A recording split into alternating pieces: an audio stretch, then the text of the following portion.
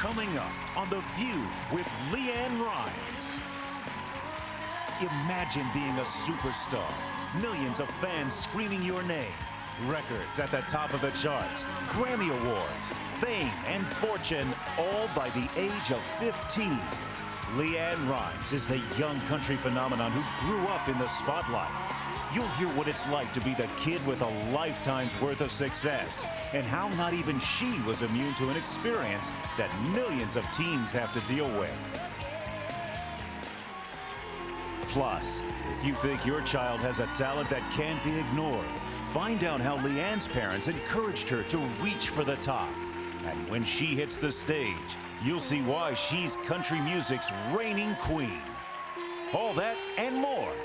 Next on The View. I've always wanted to do a show with women of different generations, backgrounds, and views. A working mom, a professional in her 30s, a young woman just starting out, and then somebody who's done almost everything and will say almost anything. And in a perfect world, I'd get to join the group whenever I wanted. This is that show. We call it The View.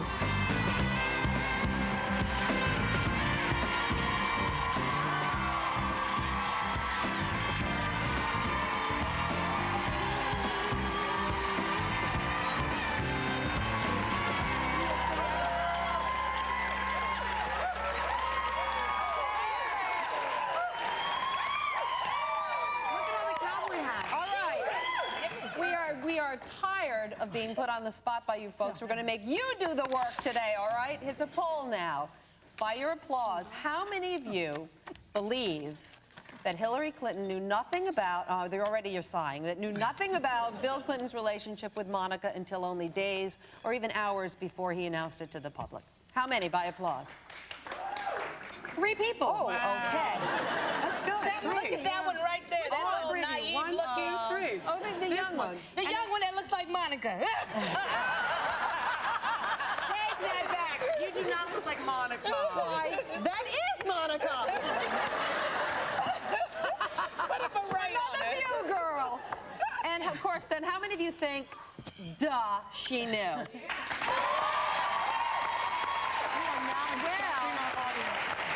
I got to tell you, according to a poll in Newsweek poll, 84% of the people polled think that she did know, and only 11% believe that she just found out. And you were one of those who thought that she just found out. No, I didn't say she just found out. I said she just, admitted to herself.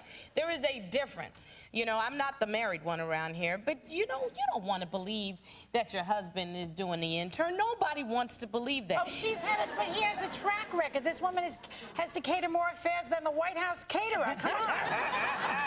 But you think about it for a minute, though. If the man looked her in the eye and she said, Bill, did you do this? I got to go on TV with Matt Lauer. Don't make me look like a fool when I go on there. So tell me the truth. And if he looked her in the face and said no, then she wanted to believe him. Wouldn't you want to believe Joe? She knew. Joe, I'm not married to him anymore. She didn't believe her with him. That's why they're not married. No, but she at that point when she went on with Matt Lauer, she thought they could still cover it up. You really think she's involved in a conspiracy? Here's Oliver Stone over here. I think that she thought that they could still pull it off at that point. And even so, what was she supposed to do? So she knew all along. Was she supposed to call a press conference and say, my husband is a pig? No, she is the wife of the President of the United States. It's not just any old married woman. Mr. Pig. That's right. But you know what's interesting? This Newsweek article is actually really interesting about Hillary because they make the argument that she really is not an enabler, that it's very possible she didn't know, and when she got to the White House with her husband, she just assumed that there was no way he could do that at the White House, and that she just decided not. Will you stop shaking your head? That's right. No, well, not even the trusting in him, but just no longer curious about it, and then it blew up in her face. Not stupid enough to do it. This is the Oval That's the thing. Well, that's right. She gave him more credit, maybe. Yeah, I mean, how about having a little bit of judgment? The last thing you want to do is say, yo, Mr. Secret Service, wait out there for just a minute. I got a little something to take care of. You know, you don't want to do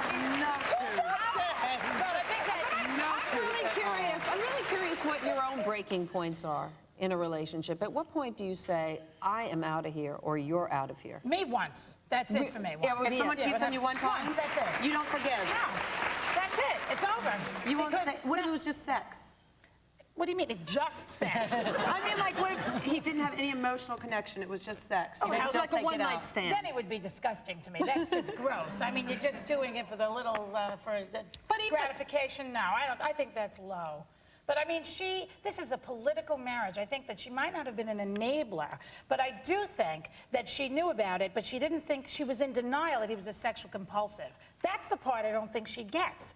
It's like all these years he's been cheating on her. I understand there's even more. I mean, there are bimbo eruptions that are still going to come out. That's why he has to quit now, because it's all going to come out more Are and you more and just more. trying to be the president yourself, girl? Joy for president. stuff. You know? My breaking point? Yeah. DNA on the dress. That'll do it. When you come to me with some hard evidence like that, that's it. I'm done. But if it's certainly non-love hard, that's for DNA, sure. like Debbie is saying, if it's just sex DNA, I don't just care. sex It's DNA nonetheless, and it's not mine. I got a problem with that. Because you've humiliated me. You let the girl walk out with a dirty dress. and you stained a dress, that's right. And you know, worst part staining about the it is dress, the dress was ruined. It's a That's the worst fashion part. faux pas. All right. And Hillary took the vow to love, honor, and dry clean. Let's not forget that.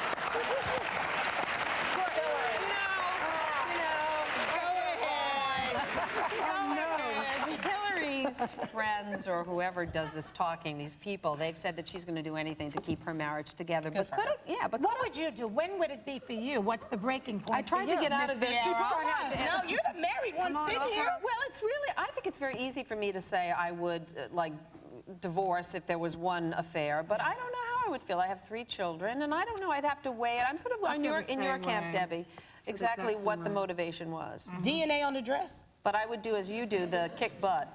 I don't DNA on a dress. I don't know. You know, Debbie has DNA on a this- dress is better than DNA on a pair of pants or something to me. That would, like, disturb me more. Okay. If you know what I mean. I do. I get it. I'm not going to explain it. I get it. I want to move on. Oh, I get it. Keep going. I get it. That's Move on. fine. Move You got to move on. I'm That just would be looking for pretty something disturbing. normal in a relationship. What if you didn't want to stay with your spouse? Now, she says she wants to keep her family together, Hillary, and a lot of families would feel like that, and wives would feel like that. But what about a couple that decided, you know what, we can't stand each other, we want to get out of this relationship? Can you be forced to stay together? Well, there is a couple named Alan and Cheryl Doucette in Ohio who were forced to stay together by a judge. In 1995, the judge said, I'll grant you your divorce, but you have to live together in the same house until your youngest child turns 18, which just happened recently. Now, how can a judge do that? I thought, how can he force 2 people to stay together? You know what? I read a whole bunch more on this today because I thought, what kind of stuff is this? First of all, you know the court always looks at the best interest of the child. And it's a school of thought that's out there that the best thing for a kid is to be in a 2-parent home, even if the parents don't love each other.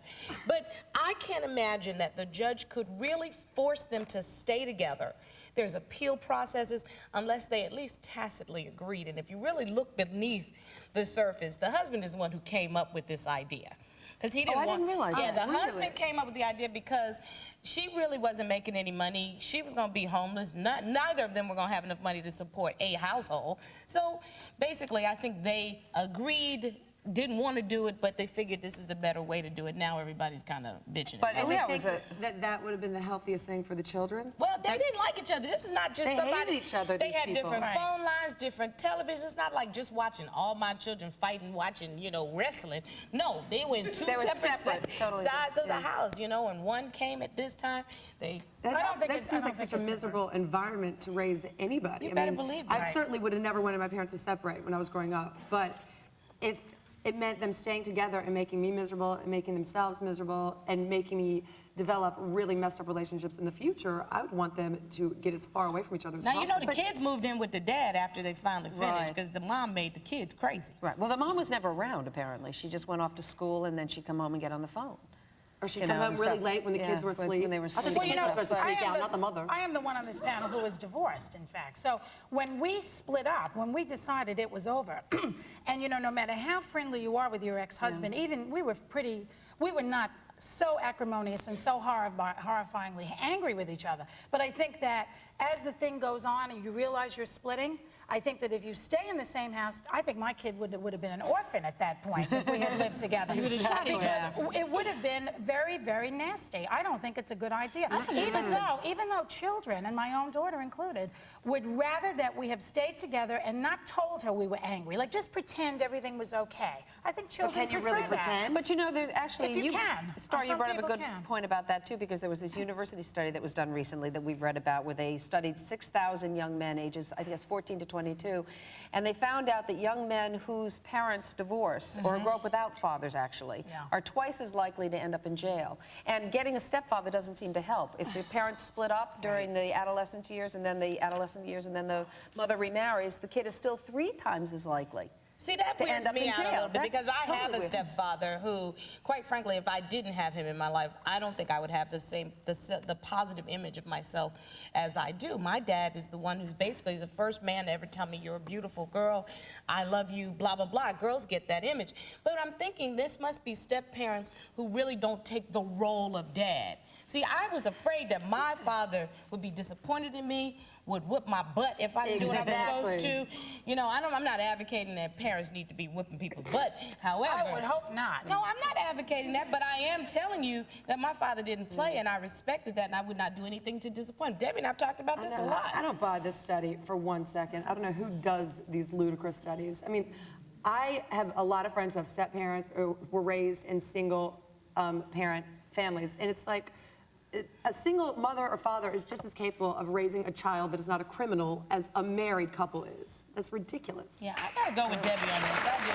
Well, I tell you what, tomorrow we're actually going to have on the show divorce and kids. So we'll probably have some experts here that will help us weed through some of this. So you all who are interested in this topic, check it out tomorrow. Can I talk about the real news of the weekend?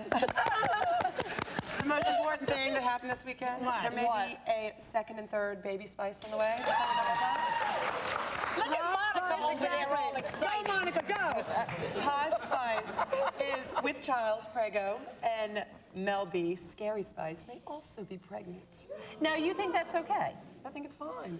Why not? Well, they're not married. Well, they're in serious relationships. And good. They will be married before the babies arrive. They're in serious relationships? Scary Spice said she'll be married as soon as the tour ends. What's she gonna name the baby? Little Spooky? Yes. I'm serious. I know. I'm sorry, Dad. I'm sorry. I think these women are the quintessential women of the 90s. They say you can have it all. You can be successful, you can be cute, you can be sexy, you can have a baby, and you can get married. And you can be no talent. Oh, that's not true. All on your own terms. This is the woman of the 90s. Right, well, speaking of a woman, I'm very happy for them. Congratulations, all right. girl. But you know what? Again, these are single women with a lot of money. Let us not advocate single pregnancies for poor people. It's Let's crazy. not advocate single pregnancies and married men. Okay. You don't want to advocate. You want to Let's not advocate. advocate any. These spicy chicks have a lot of money, whatever they are. Let's advocate LeAnn Rimes, okay? LeAnn Rimes. She is 15. She's beautiful. She's the biggest name in country music. LeAnn Rimes is here. It's hard enough to be a teenager, but imagine what it's like to be dealing with adolescence and maintaining a multi-million-dollar career. I can't wait to meet this girl. How about you, Star? Well, listen, let's not forget one of the things that makes her so fantastic. It's probably the big giant thing. It's that voice. It is fabulous. It sounds like manna from heaven. I'm telling you, you will not believe such a powerful voice comes from such a young girl. Miss Deb? Well, you know, the thing that struck me the most was that she grew up so quickly, and she did not have anywhere close to the same childhood as the rest of us did, so we devised a plan to get LeAnn to tell us some of her biggest secrets by playing the most revealing game I can think of. The infamous, the notorious, and my favorite, of course, Truth or Dare. Madonna's game. And we'll be Isn't that Madonna's game? Yeah. We'll be right back with LeAnn Rimes.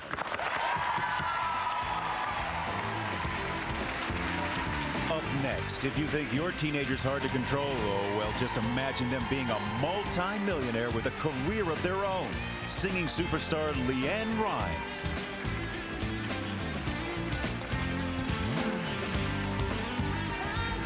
And later, there's a reason why she's topping the charts and is compared to the greatest legends of country music. One listen, you'll know why.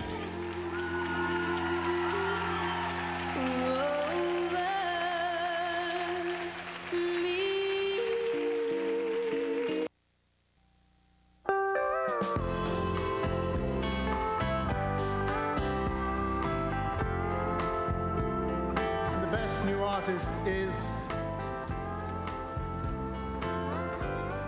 LeAnn Rhymes.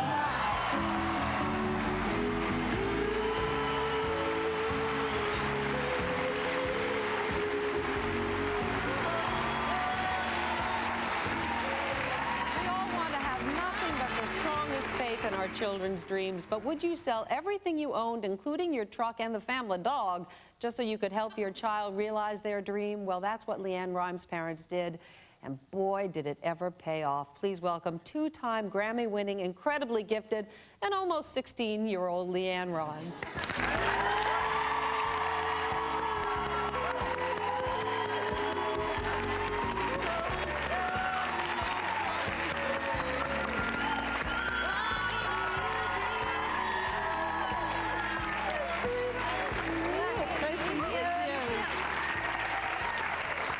So cute. Thank you. So, I heard you've renamed the Spice Girls, you and your friends, the two pregnant ones? Oh, yeah. Oh, what do you have? What's the name? Okay, we have Prego Spice. Oh, good. And Knocked Up Spice. We thought the two of And those was Knocked Up. perfect. Yeah. So, I thought they were great. Now, do you agree with Deb? Do you think it's a good thing? What, that they're pregnant? Well, I don't know. Yeah. Maybe not. I mean, it's I guess their world tour will be over now. I mean, I guess they're all like splitting up or getting pregnant or something. But Everybody's doing something. Everybody's doing something else. But in a serious vein here, you are a role model as much as they are. Do you think twice about everything you do because of the influence you have on young people? In a way, yes, and in a way, no. I think I have to live my life for me and what I think is right. Which other people might not think, you know, it's the right thing to do, but it might be the right thing for me. But also, I have to look at being a role model, and there are certain things in my life that I really stick to show people that I really am a role model for. And what's that? What is it? I'm very much very strong about drugs and stuff like that. That I totally, absolutely don't do them. We don't have them on our tour anyway. Anyway, you know, if I see them doing it, they're absolutely fired and kicked off, and it's kind of like.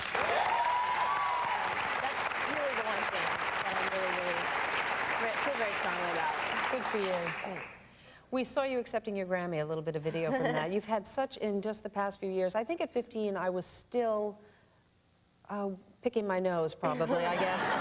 And you have won 2 Grammys, you've toured the world, sold millions of albums. If there has been a highest moment for you in the past few years, what has it been?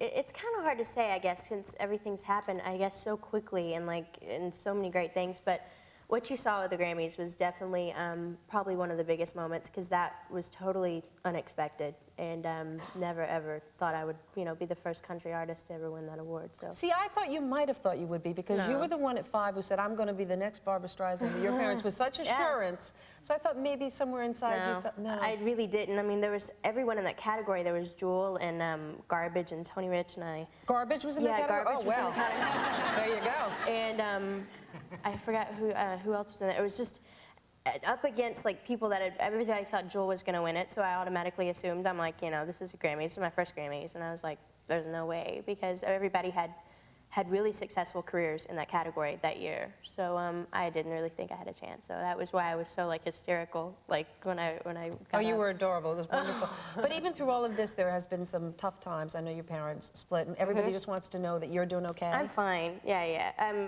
Definitely. I think it was the best thing for me and for everyone, and I'm happy, and they're happy, and I'm fine. So. Your mom is here, as a matter of fact, Mrs. Rhymes. Thanks for joining us. I wondered what you, as a mom, because if this were my daughter, I would be blown away. When you see her is so poised, and in all of these interviews and all these settings, what goes through your mind? She's just LeAnn. She's just my daughter. I don't think of her as a star, but I know she's always been focused on this since she was 5 years old. I think she's a God-given child with a God-given talent, and I hope she touches hearts everywhere she goes.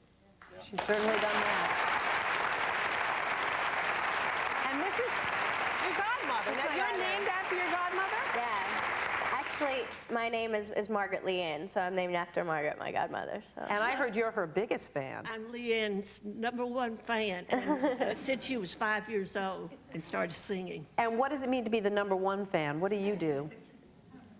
I'm her biggest supporter. You are. So you scream the loudest at all the scream concerts. the loudest. She Right. does. You know, we have some tape of the first time the national audience got a chance to see you back at Star Search, I guess in 1991. Mark, can we run this? You were 8 back then. Yeah. Do we have that? There you are. Look how cute. When you see this now, does it feel like a century ago to you? What do you remember about that time? I don't remember anything about that time. I really don't. I have no recollection of anything when like when I was young. Everything I think in my life has like happened like so fast. But because it has. Right, well, it has. I mean, it that's has. part of it. But like when I was 8, I don't remember much about other than singing. I mean, that's what I did, and I went to school and I sang, and that's about it. So. And you're going to keep singing for us when we come back. Yes. We really appreciate it. Thank We'll be you. back with more of LeAnn Rimes. She's going to sing for us in just a moment.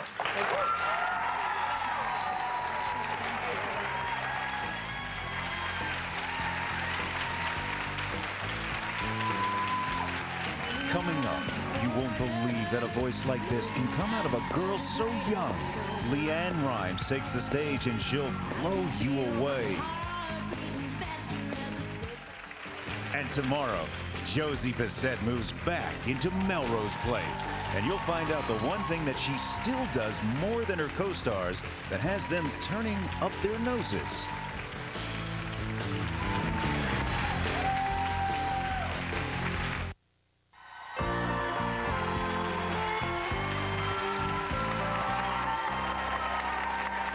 And we are back with LeAnn Rimes. She is the youngest person and first country singer ever to win the Best New Artist Grammy Award, and you're about to find out why. Here to sing Nothing New Under the Moon off her new CD, Sitting on Top of the World, here's LeAnn Rimes.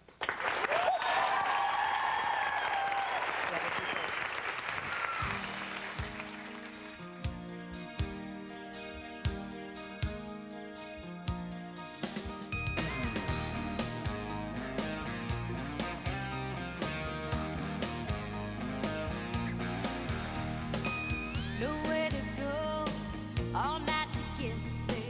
Another night's try, Mr. Wrong. Late night TV on my horizon. National anthem, and I'm barely hanging on. But just a typical Saturday night, feeling like the rest of my life. But there was nothing new under the moon. Same old dance, same old tune. Just wishes on stars that never came true. Just one more night to get through. But there was nothing new under the moon to you.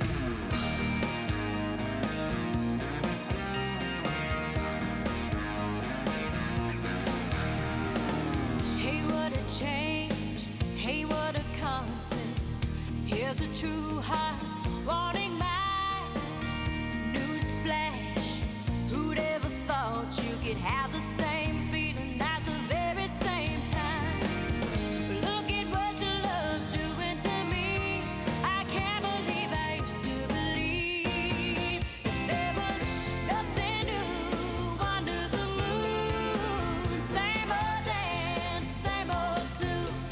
Just wishes on stars that never came true.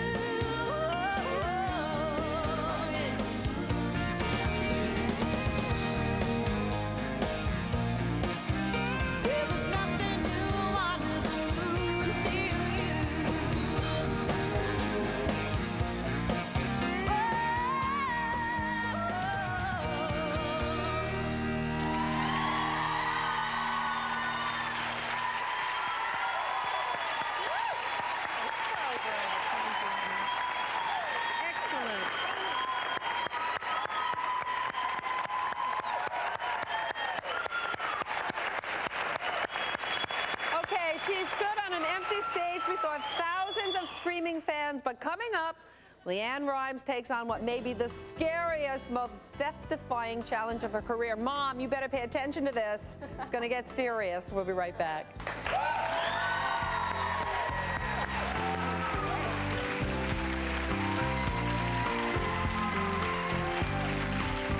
She's played some of the wildest, strangest roles on screen. Could Rosanna Arquette possibly be as quirky as her roles? Find out later this week. Plus, they're the hot young band with the angelic voices and heavenly bodies. All Saints will make you believe.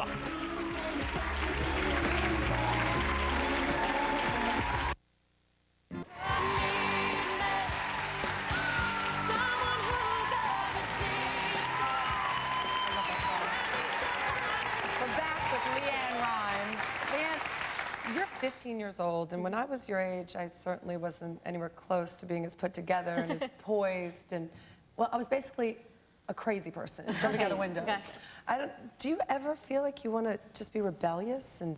Well, I do well, I have to every once in a while. Hello. What do you do? I mean, well, nothing really. I mean, unfortunately, like, being rebellious to me is, like, really nothing. Except, like, do you go shopping or something? Yeah, there you go. I just spin. No, I'm just kidding. No, I don't know. Do you date? Well, you know, even entertainers have a personal life, a private life, you know. Yeah, they do. True. Completely respect that. So, and I haven't done anything inappropriate, so. That's good to know. Not bad. Good answer with Mom sitting right there. You also call yourself a businesswoman, not a teenager. Yeah. What do you mean? I think I'm definitely a businesswoman. I mean, I have LeAnn Rimes Entertainment, which has been a business for, what, now 3 years, so I'm basically like, I think when I have people all that work for me, and I am kind of, I'm over everybody, you know what I mean? I like basically run it. Yeah, in a way I do. And it's just like, I want to know about everything and that goes on in my career because it is my life. And I don't want to put it in someone else's hands to run for me because one day when I have to really do it myself, I'll know what's going on. You know where all your money is? Yeah, good girl. I do actually. Well, I know. Well, actually, not only it's on my credit card. Not only do you handle your own business, which is good, you also really do give back to the community. I found out that you're involved with DARE, which is anti-drug, anti-crime, anti-violence, started by grassroots police officers, and basically they're in the communities working with kids. Right. That's a big deal to you, isn't it? It is. You know, when I was in public school, like in fifth and sixth grade, they always had like DARE programs at my school. And like I was saying earlier, I'm a big supporter, and I'm very anti-drug. And I think that it's just a big deal because I think so many kids are doing it, and there's so many other ways in life to get high besides drugs, and it's just not necessary. So. I think it's such a great thing to support, so I really believe And you're a very good role model. Thank you. Very good role model. Well, we've been threatening you since you got here for this next segment. Speaking of dares, we thought that we would play a little truth or dare here when you get into the pit with us. Game of our own. We have the truth here as soon as Ms. Bear gets it. Truth or dare. You guys know the game, right? You select, if you select truth, you have to admit to one of the most intimate truths in your life that you've been afraid to admit up until now, or just select dare and tell people to mind their business and jump right up in there and be the girl enough to take the challenge. Okay. So, Miss LeAnn, Dare! What do you guys say? Truth or dare? I'm a dare. Truth or dare? Definitely. That's right. Okay. All right, dear. In honor of your 16th birthday, your mission, should you choose to accept, is we dare you to parallel park in our studio. Okay. All right, now. Are you a good you're ready. parker? Well, you know, it's a funny story. I took my driver's test. I've already taken my driver's test. I took it at night. And because they made me come, like, when after, like, everybody, it was just me and the, like, cop, the police guy. And I was like, okay, so he said first, the first thing I was doing was parallel parking. And I it was in the night, and he was like, okay, I didn't really get it right the first time, almost, but I didn't. So he goes, well, let's just take the rest of the test. So I did that and came back and did it right. But so well, I'm you know okay. what? It's one thing for you to say you did it right to them. There are no witnesses.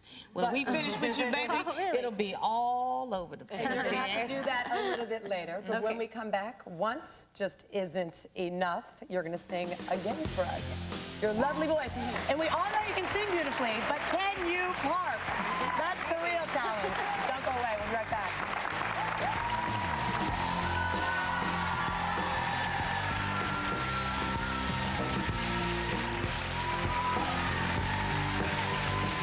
She's an Academy Award winner, a movie star, and a beauty of the big screen. So why did Marissa Tomei decide to go slumming? Find out later this week.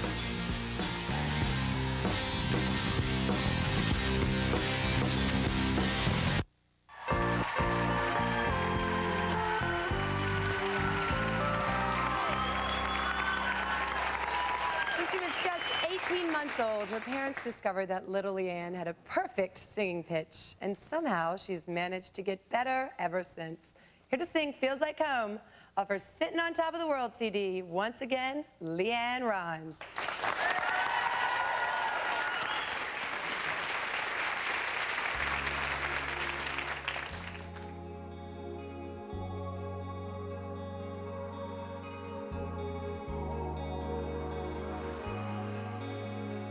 In your eyes, I find the answers to my questions. In your arms, yeah, I found the world I've waited for. In touch, found everything I ever needed. I need nothing more. Always dreamed of the day when my dream would find me. Now my dreams beside me. You're in my life. In your arms, I know I belong. I never know this feeling, oh, but it feels like home. In your eyes, I know what I can be. You open up your heart to me, and it feels like home. When I'm with you, baby, it feels like home. All those times when there was not much to believe in, I kept my faith, yeah, that you were waiting there for me. I searched the world, and now my search is finally over. Found what I need. Always hope for the day when my heart would find you. Now my heart's beside you. You're in my life. In your arms, I know I belong. I never know this feeling, but it feels like home. In your eyes, I know what I can be. You open up your heart to me, oh, and it feels like home. It doesn't matter where I've been, what I've been through, 'cause I know I've been waiting every day of my life to be with you, to be with you.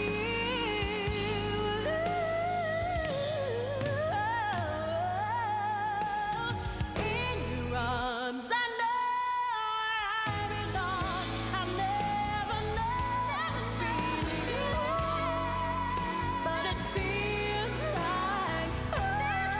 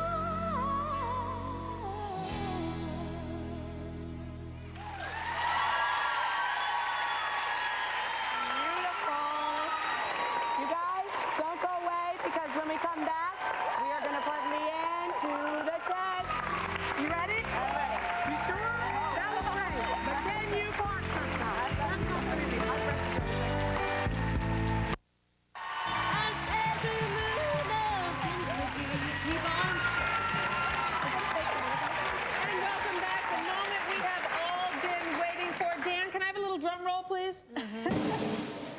LeAnn, it is time to parallel park.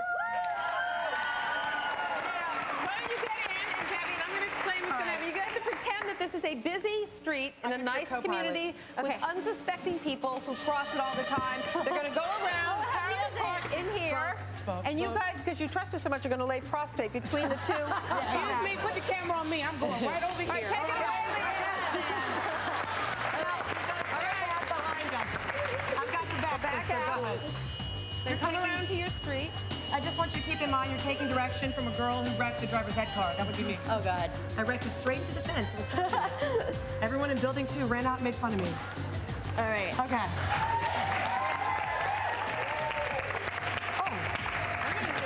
Okay.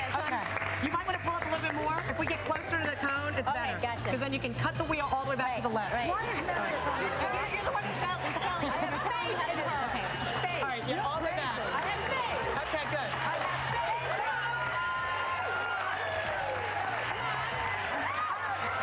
Cut it that way. Back that way. Right. Go ahead. That way. No. Back. Come on, you're not going to hit anything. No. You know what? Yeah, go back. Meredith is going to be killed. All right. Okay. There we go. Just run over the cone. Just run over the cone. Go.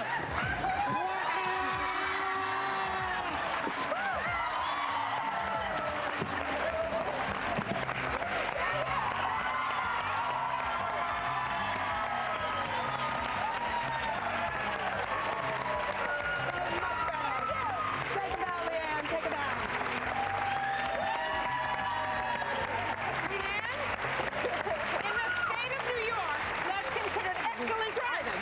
Yes, I'm sure in New York that's excellent. Sweetheart, you are really going to need to hang with me because you're going to get sued lots of times.